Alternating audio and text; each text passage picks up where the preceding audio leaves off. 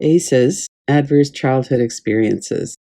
The ACES study was one of the largest investigations to assess associations between childhood maltreatment and later life health and well-being. The study findings suggest that certain experiences are major risk factors for the leading causes of illness and death, as well as poor quality of life in the United States. It is critical to understand how some of the worst health and social problems can arise as a consequence of adverse childhood experiences. Realizing these connections is likely to improve efforts towards prevention and recovery. 2/3 of the people had at least one adverse experience. Several yes answers increases the risk of illness as an adult. It really helps us to understand our lives through a trauma lens. We are not personally at fault. This is how our brain and nervous system works. Maladaptive coping strategies arise as a result of trauma, and trauma can be healed. As we heal our nervous system, our risk of disease is lowered as well. The original ACEs focused on the maltreatment by parents or other adults in the home before the age of 18. There are many other sources of trauma that also happen at different ages. Neuroplasticity of the brain was discovered in the 1990s. We now know that the brain continues to grow and develop throughout our lifetime based on our experiences. We know now that childhood brain developmental processes continue to our mid to late 20s. There were some beliefs in the mid-90s that no longer stand up. Childhood trauma of the type reflected in the ACEs questions was thought to be relatively rare, perhaps 1 in 35 children. Now we know that 1 in 4 girls and 1 in 6 boys have been sexually abused. When you consider other types of abuse and neglect, childhood trauma is common. A number of measures indicate that about 1/3 of adults experience significant mental health issues, including addiction. This lines up with higher reported numbers of abuse. In the 90s, it was commonly believed that addiction was a choice and a moral failing. More progressive people in the 90s considered it a disease. Trauma experts like Gabor Mate, MD, now lead the way in seeing that addiction is a desperate attempt to avoid pain. You can find the original 10 questions online if you search for ACEs, or Adverse Childhood Experiences score. Your result is from 1 to 10 with the original questions. I've updated these questions to reflect a more accurate picture of childhood trauma and neglect. Those original 10 questions created in the mid-90s were a good start.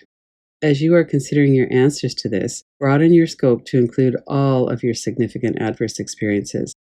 What happened in your childhood that caused you to be afraid, shamed, miserably unhappy, isolated, and alone?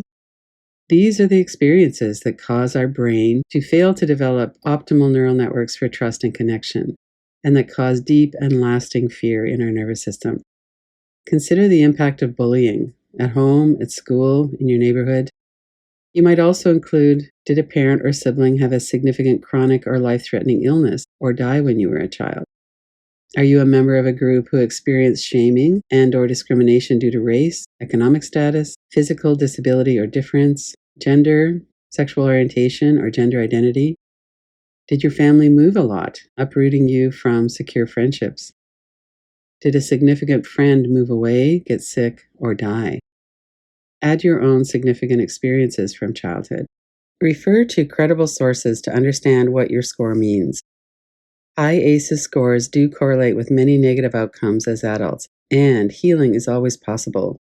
We can heal trauma, see through core deficiency beliefs, restore health to our nervous system, and build resilience. These are the original 10 questions. 1. Did a parent or other adult in the household, often or very often, swear at you, insult you, put you down, or humiliate you, or act in a way that made you afraid that you might be physically hurt? You count 1 if either of these are true, not for each one that's true. Include siblings and neighborhood children. Include bullying at school, your community, and online as you answer this question. 2.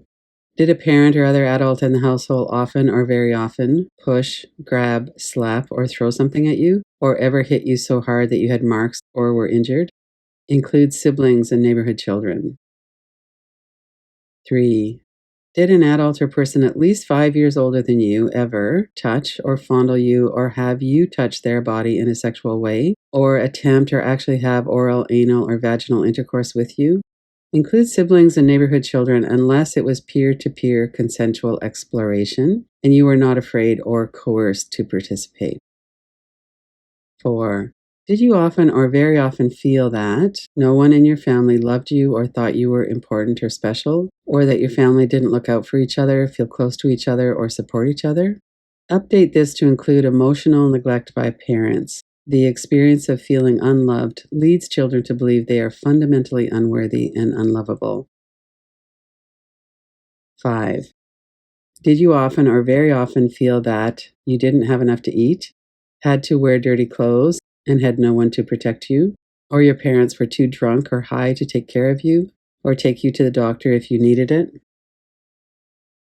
6. Were your parents ever separated or divorced? It is now common with shared custody for children to move between homes and have step-parents and step-siblings. Divorce and negotiating custody is overwhelming for the adults, and they are often not consistently available to children who feel powerless and overwhelmed as well. Blended families are often a significant source of abuse, stress, uncertainty, and fear. 7. Was your mother or stepmother often or very often pushed, grabbed, slapped, or had something thrown at her? Or sometimes, often, or very often, kicked, bitten, hit with a fist, or hit with something hard? Or ever repeatedly hit at least a few minutes or threatened with a gun or knife? Update. Male on female violence is most common. When you answer, include male on male, female on female, and female on male violence as well. 8. Did you live with anyone who was a problem drinker or alcoholic or who used street drugs? Update this to include other substances and behavioral addictions like gambling, sex, pornography, food, work, video games, shopping. It's a broad list. 9. Was a household member depressed or mentally ill, or did a household member attempt suicide? 10. Did a household member go to prison?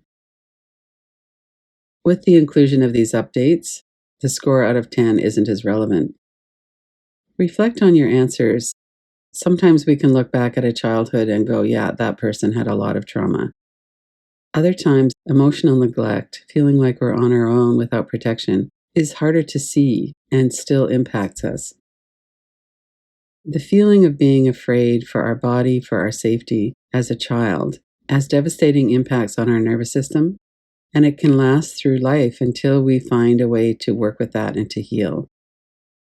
Understanding our life through a trauma lens can help us to release some of the shame that we might feel. We're not actually broken, we're not unlovable, we're not dumb, or any of the other things that people might have called us. We need experiences of safety. We need to feel safety in our body, in our nervous system, to work with the childhood trauma that affected our brain development.